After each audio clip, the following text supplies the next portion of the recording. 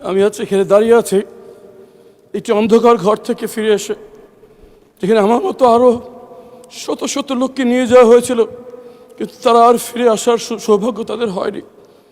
তাদের পক্ষ থেকে, তাদের পরিবারের পক্ষ থেকে একটি বিশেষ বিষয়ে আপনার দৃষ্টি আকর্ষণ, এই মহান সংসদের দৃষ্টি আকর্ষণ করতে যাচ্ছে। আমরা যারা গুমের শিকার, সে অন্ধকার ঘরে আমরা মৃত্যুর প্রহর গুনছিলাম। আমরা মনে নিয়েছিলাম এই অন্ধকার ঘরে আমাদের মৃত্যু হচ্ছে, হয় তারা আমাদেরকে হত্যা করবে, এখানে আমাদের মৃত্যু হবে। কথা বলার কেউ ছিল না আমাদের। কীট পতঙ্গ, পিঁপড়ার টিকটিকের সাথে কথা বলতাম। বাইরে বুঝতে পারতেন না বাইরে কি দিন না রাত। মনে হতো জীবন্ত কবর দিয়ে দেওয়া হয়েছে। মনে হতো যে মৃত্যুর থেকে হাজার গুণ ভালো। মনে করতাম যে আজকে রাতে হয়তো হত্যা করা হবে। এভাবে মৃত্যুর প্রহর যখন গুনছিলাম, একদিন রাতে ট্রেনে হিসছে যখন আমাকে সেখান থেকে বের করছে, আমি ধরে নিয়েছি এখন আমাকে হত্যা করা হচ্ছে। আমি সূরা ইয়াসিন পড়া শুরু করলাম যাদের মৃত্যুটা সহজ হয়, কিন্তু পরে জানতে পারলাম কিছু বাচ্চা ছেলে মেয়ে জীবন দিয়ে, চোখ হারিয়ে, পা হারিয়ে, ফ্যাসিবাদ কি বিতাড়িত করে আমাদেরকে আবার দুনিয়ার আলো দেখার সুযোগ করে দিয়েছে। মানে এই সংসদকে যদি বলতে হয় তাহলে বলতে হবে মুসলিমদের মিলন মেলা। এখানে এমন একজন কেউ পাওয়া যাবে না যে গত ফ্যাসিস্ট আমলে জুলুমের শিকার হয়নি। আমি গুমের ভুক্তভোগী যারা ফিরে আসছে তাদের পক্ষ থেকে, গুমের ভুক্তভোগী পরিবারদের পক্ষ থেকে একটি বিষয়ের দৃষ্টি আকর্ষণ করছি।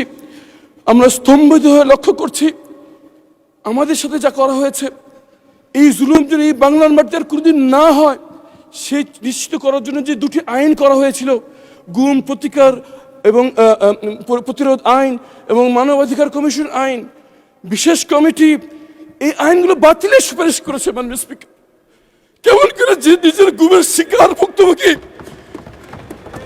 যে প্রধানমন্ত্রী নিজের টর্চারের শিকার, তারা কেমন করে এই আইন বাতিলের পরামর্শ দেয় মাননীয় স্পিকার? আমরা জানতে চাই ধন্যবাদ। Lily ultra soft serum gel, যা গভীর থেকে স্কিনে দেয় 3 গুণ সিরাম হাইড্রেশন। সিরাম জেল হাইড্রেশনে ব্রাইট থাকো সব সিজনে। মাননীয় স্পিকার, শুধু একটি কথা বলে শেষ করছি। আমাদের ভুক্তভোগীদের পক্ষ থেকে আমাদের আবেদন, যদি সরকার কোনো পরিশোধিত করতে চায় এই আইনটিকে আগে অনুমোদন দিয়ে আইনের রূপান্তরিত করুক, পরে সংশোধনী বিল এনে তাকে সংশোধনী করা হোক। যদি সেটা না করা হয়, 12 তারিখ এই আইনটি বাতিল হয়ে গেলে 13 তারিখ গুমের কোনো সংজ্ঞা থাকবে না। ধন্যবাদ। We got you. মাননীয় আইনমন্ত্রী। মাননীয় স্পিকার, আপনার মাধ্যমে মাননীয় সদস্যকে সহমর্মিতা জানাচ্ছি, সমবেদনা জানাচ্ছি।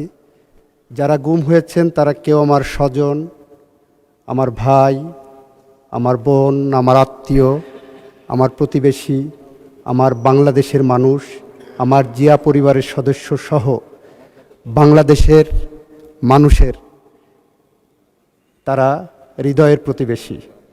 মাননীয় স্পিকার, ওনারা যেটা নিয়ে হইচই করছেন, ওনারা সেইটা আইনটা ভালো করে মনে হয় দেখেননি। মানবাধিকার কমিশন আইন এবং গুম প্রতিরোধ আইন যেভাবে করা হয়েছে অর্ডিন্যান্সে, সেটা করলে গুমের শিকার সদস্যদের প্রতি অবিচার করা হবে।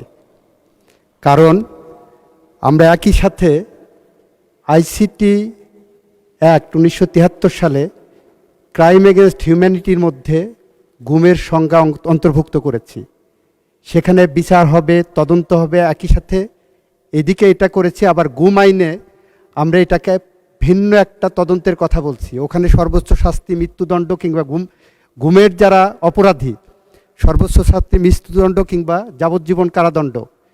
গুমের যে আইনটার কথা বলা হয়েছে অর্ডিন্যান্সে, সেখানে 10 বছর পর্যন্ত সাজা দেওয়ার সুযোগ রাখা হয়েছে। মাননীয় স্পিকার, মানবাধিকার কমিশন আইন যেটা করা হয়েছে, ওই আইনটা আমি যখন সময় আসবে আমি দেখাবো। এই আইনটা যদি রাখা হয় এইভাবে, তাহলে বাংলাদেশের মানবাধিকার লঙ্ঘনের শিকার মানুষজন অতিরিক্ত হয়রানি এবং মানবাধিকার লঙ্ঘনের শিকার হবেন। এই আইনের তদন্তের নামে যে টাইম ফ্রেমটা দেওয়া হয়েছে, যে কারণে আমরা বলেছি, আমরা বিশেষ কমিটিতে আলোচনা করেছি, উনি হয়তো ছিলেন না, প্রপারলি অ্যাপ্রেজড উইথ দ্য ফ্যাক্ট না। আমরা বলছি এই দুইটা আইনই আরও বেশি যুগোপযোগী, আরও বেশি জনকল্যাণমুখী, আরও বেশি ন্যায় বিচার নিশ্চিত করার জন্য আমরা এই সেশনের মাঝামাঝি বা পরবর্তীতে অংশীজনদের সাথে আলাপ আলোচনা করে পরবর্তীতে সুনির্দিষ্টভাবে বিল আনবো, যাতে করে অপরাধীরা কোনোভাবেই ছাড়া না পায়।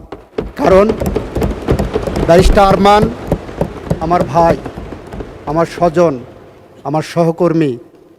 উনি দীর্ঘদিন ধরে যেভাবে গুমের শিকার হয়েছিলেন এবং এভাবে বাংলাদেশের 700-র বেশি মানুষ গুমের শিকার হয়েছিলেন, তাদের মধ্যে আমাদের মাননীয় স্বরাষ্ট্রমন্ত্রী এখানে আছেন।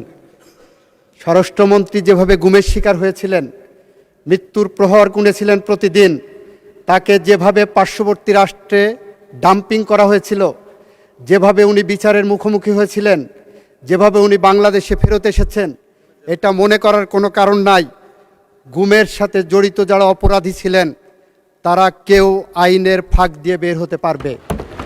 সে কারণেই আমরা বলেছি, গুমের আইনে যে সাজা প্রেসক্রাইব করছেন, গুমের আইনে যে তদন্তের পদ্ধতির কথা বলেছেন, আর আইসিটি অ্যাক্টে যে গুমের ক্রাইম এগেনস্ট হিউম্যানিটির কথা বলেছেন, দুইটার মধ্যে যাতে সাংঘর্ষিক কোনো অবস্থা বিরাজমান না থাকে, সে কারণে এই আইনগুলো আমাদের যাচাই বাছাই করা দরকার। গুম আইনে আবার মানবাধিকার কমিশন আইনের তদন্ত সংস্থাকে রেফার করা হয়েছে। এই সবগুলো আমাদের যাচাই বাছাই করতে হবে এবং আমি আশা করব যাচাই বাছাইয়ের যে প্রক্রিয়া হবে সেই প্রক্রিয়ায় ব্যারিস্টার আরমান সহ এই সেক্টরে যারা ভুক্তভোগী হয়েছেন তারা সদস্য হিসেবে থাকবেন এবং তাদের মতামত দেবেন। আপনাকে ধন্যবাদ মাননীয় speaker. Lily ultra soft serum gel, যা গভীর থেকে স্কিনে দেয় 3 গুণ সিরাম হাইড্রেশন। সিরাম জেল হাইড্রেশনে ব্রাইট থাকো সব সিজনে।